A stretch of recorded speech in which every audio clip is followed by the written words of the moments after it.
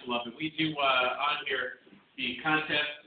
We talk about how to do contests on the radio and what we expect of them. Instead of just explaining, we show them by playing the audio. We do samples of it, like a contest solicit. Do you have any idea what a contest solicit is? Not knowing radio? Great. How about a contest key? No.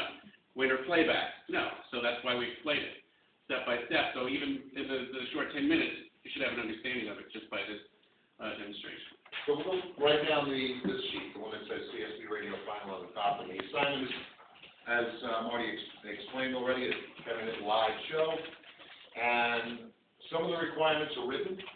Some of them require preparation in advance where they would have to do production, as Don was showing before, and talking about audio production where they have to put commercials and things like that together. And the bulk of the final is performance. It's what they're actually doing and saying on air. So they'd have to prepare a log. A log is just like this. It's going to say, here I'm going to play a song, here I'm going to do a commercial, here I'm going to do a public service announcement, etc. So we can follow along. Make sure that it looks like what a real radio station would have. They have to type it up, hand it in 1 week before so we can look at it and make sure that it kind of fit all the requirements that we have. The next thing is called the T&T. What's a T&T? Anybody want to guess? It's cable channel. Yes. No? Time and temperature. So when you hear a drop on the radio saying it's 7 o'clock at 84 degrees, that's the time and temperature. They're giving you... Another thing is they have to use calls, frequency, and positioning state.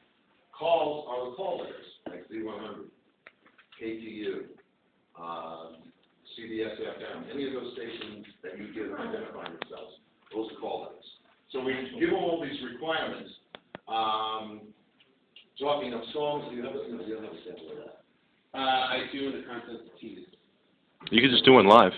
Okay. You could just do it live. Yes, Frank was mentioning a log. Did anybody ever see what a radio music log looks like? No? Okay.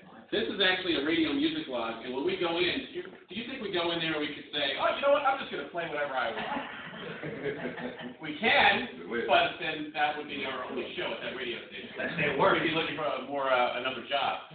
So we have the printout. This is actually, I was on the air last night, and this is the printout of what it looks like. And I'll pass this around. It has a list of songs.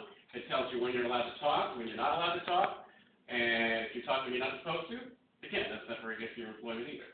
So you have maybe 4 or 5 times during an hour where you're allowed to talk and you have certain things you have to say. Sometimes you have the freedom to say certain things within about 6 seconds or 15 seconds. But you have to get to the point, pretty much. Now the students are given this also as a handout so they can look at it. And again, familiarize them with real-time and real-world application of what they're learning in the classroom. And it really gets them excited because it makes them feel, when we put them in a studio, and we have actual studios at the school, that are perfect replicas of a real radio station. So when they're sitting there, they feel like they're on it. Better than some. They get the feeling like they are actually on the air. And what they're performing in the studio, we have speakers mounted up on the wall in the classroom so everyone can hear it. So it's like really doing a performance, but on a much, much smaller scale, doing an actual radio show. All right, so then fast forward a little bit down to the middle of the page where it says